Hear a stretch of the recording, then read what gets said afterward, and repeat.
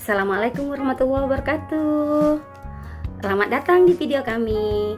Saya Irma Solina dan rekan saya Redopan Jamil. Kami akan membahas tentang menulis cerpen dengan berbantuan media komik digital dengan model pembelajaran kooperatif berbasis masalah atau kami singkat dengan KBM. Kita masuki poin pertama, pembahasannya adalah tentang pengertian cerpen. Sebenarnya cerpen itu memiliki pengertian yang banyak dari berbagai ahli. Tapi untuk kali ini kami mengutip pengertian cerpen dari Kamus Besar Bahasa Indonesia atau KBBI. Cerpen merupakan cerita pendek yang berisi tentang kisah cerita yang berisi tidak lebih dari 10.000 kata. Pada umumnya, cerita pada cerpen bisa memberikan kesan dominan dan berkonsentrasi pada permasalahan satu tokoh. Ciri-ciri cerpen. Ciri-ciri cerpen yang pertama, pada umumnya cerpen bersifat fiktif atau berupa keterangan dari penulis. Yang kedua, cerpen memiliki susunan kata yang tidak lebih dari 10.000 kata. Kemudian yang ketiga, saat membaca cerpen biasanya selesai dengan sekali duduk. Yang keempat, cerpen memiliki bentuk cerita yang singkat. Dan juga cerpen memiliki diksi atau pilihan kata yang tidak rumit sehingga mudah dipahami oleh pembaca. Cerpen hanya memiliki alur cerita tunggal atau satu jalan cerita saja. Kemudian kisah cerita pada cerpen biasanya berasal dari peristiwa dalam kehidupan sehari-hari. Selanjutnya, karakter tokoh pada cerpen sangat sederhana. Dan yang terakhir, di akhir bagian biasanya terdapat pesan moral yang sangat mendalam sehingga membuat pembaca ikut merasakan kisah pada cerpen tersebut. Untuk selanjutnya ada unsur-unsur inspirasi cerpen. Yang pertama, tema. Tema adalah sebuah cerpen harus memiliki tema cerita. Hal ini karena tema menjadi unsur utama yang ingin disampaikan penulis pada kisah cerita. Yang kedua, alur atau plot. Alur atau plot merupakan urutan peristiwa atau jalan cerita pada sebuah cerpen. Pada umumnya, alur pada cerpen diawali dengan perkenalan, topik masalah, lalu penyelesaian. Kemudian setting. Setting merupakan penjelasan mengenai latar atau tempat, waktu, dan suasana yang terjadi dalam cerpen tersebut. Kemudian yang keempat, tokoh. Tokoh merupakan pemeran yang diceritakan dalam sebuah cerpen. Tokoh terdiri dari pemeran utama dan pemeran pendukung. Yang kelima, watak. Watak merupakan gambaran sifat dari para pemeran. Watak terdiri dari 3 jenis, yaitu protagonis, itu sifat baik, antagonis atau tokoh jahat, dan tokoh netral. Yang keenam, sudut pandang atau point of view. Sudut pandang merupakan cara pandang pengarang saat menceritakan kisah pada sebuah cerpen. Sudut pandang dibagi menjadi 2 bentuk, yaitu sudut pandang orang pertama yang terdiri dari pelaku utama, aku merupakan tokoh utama, dan pelaku sampingan, aku menceritakan orang lain. Sedangkan sudut pandang orang ketiga terdiri dari serba tahu, dia menjadi tokoh utama, dan pengamat, dia menceritakan orang lain. Yang terakhir, amanat. Amanat merupakan pesan moral atau pelajaran yang disampaikan oleh penulis kepada pembaca. Pesan moral yang disampaikan biasanya dalam bentuk tersirat maupun tersurat.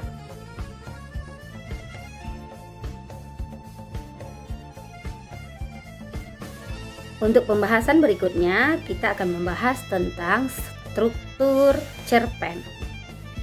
Bagian pertama, struktur cerpen itu adalah abstrak. Nah, abstrak ini merupakan pemaparan awal dari cerita yang dikisahkan.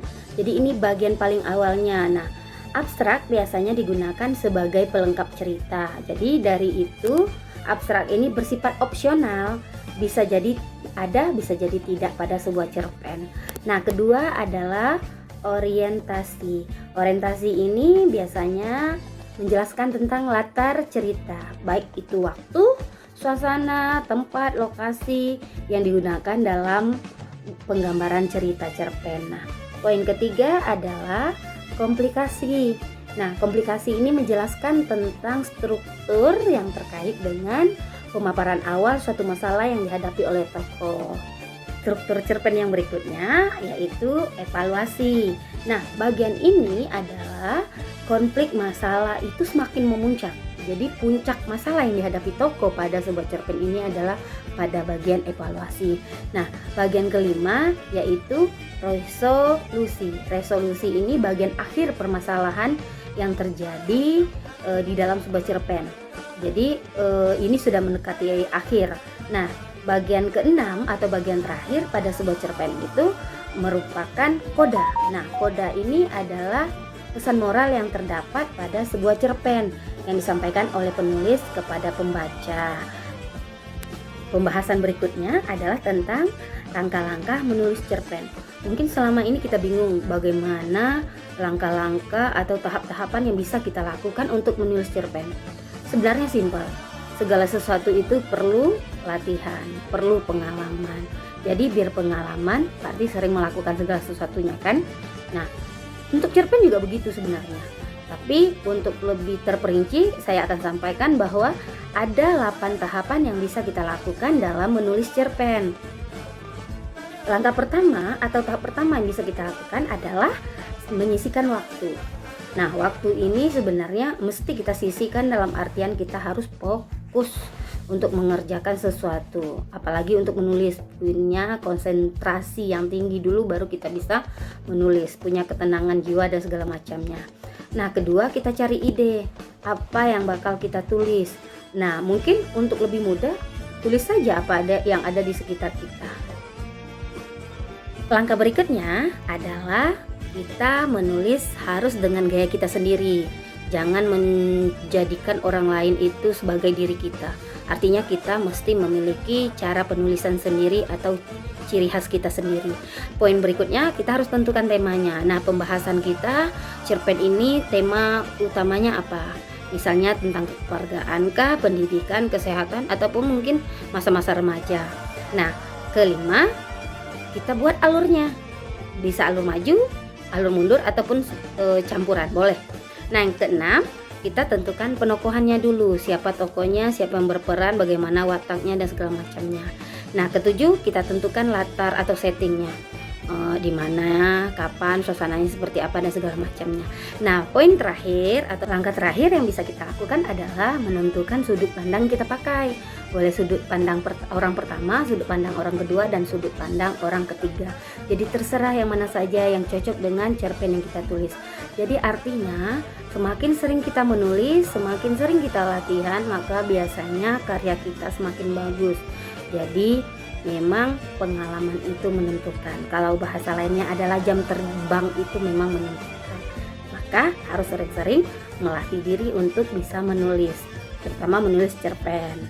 Ada contoh media komik digital yang kita pakai. Nah, bisa dilihat ini ada beberapa contoh media digital atau komik digital yang kita gunakan. Nah, dari contoh-contoh yang ini dapatlah kita nanti membuat atau menulis cerpen. Nah, ini ada satu contoh cerpen yang sudah saya buat, judulnya Pura-pura Bukan Jalan Ninja. Nah, di sini bisa sesuai dengan komik yang ada. Ini berisi tentang seorang anak yang akhirnya berpura-pura sakit karena tidak mau ke rumah keluarga Ami. Nah, nanti dia takut nih dipertanyakan banyak hal tentang dia bingung nanti mau jawab apa. Nah, untuk menghindari hal itu dia akhirnya pura-pura sakit sampai ternyata ibunya memeriksa dia, suhu badannya ternyata sampai 38 derajat. Nah, ibunya mikir dia sakit beneran, padahal sebenarnya tidak, karena dia menggunakan kantong pemanas di bagian perutnya yang tidak terlihat oleh ibunya. Jadi ketika dicek ya tentu panas ya badannya. Nah, akhirnya dia tidak pergilah ke rumah si Ami. Jadi ini sebuah contoh yang saya tulis sendiri untuk menulis cerpen berdasarkan komik digital yang sudah ada. Mana cara menulis cerpen dengan mudah ketika menggunakan media komik digital. Pertama memang memandu kita untuk menulis poin-poin penting dalam sebuah cerita dari komik digital ini. Kedua adalah terarahnya kita mau menulis apa.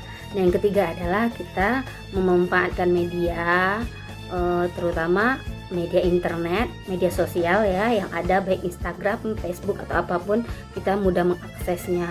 Jadi bukan hanya kita gunakan untuk senang-senang, tapi juga bisa kita pakai untuk media pembelajaran.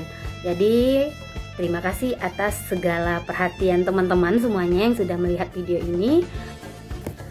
Tidak ada gading yang tidak retak dan tidak ada manusia yang tidak bersalah. Segala yang benar datangnya dari Allah. Segala kesalahan dan kekurangan kami itu adalah memang kesalahan kami. Kami mohon dimaafkan.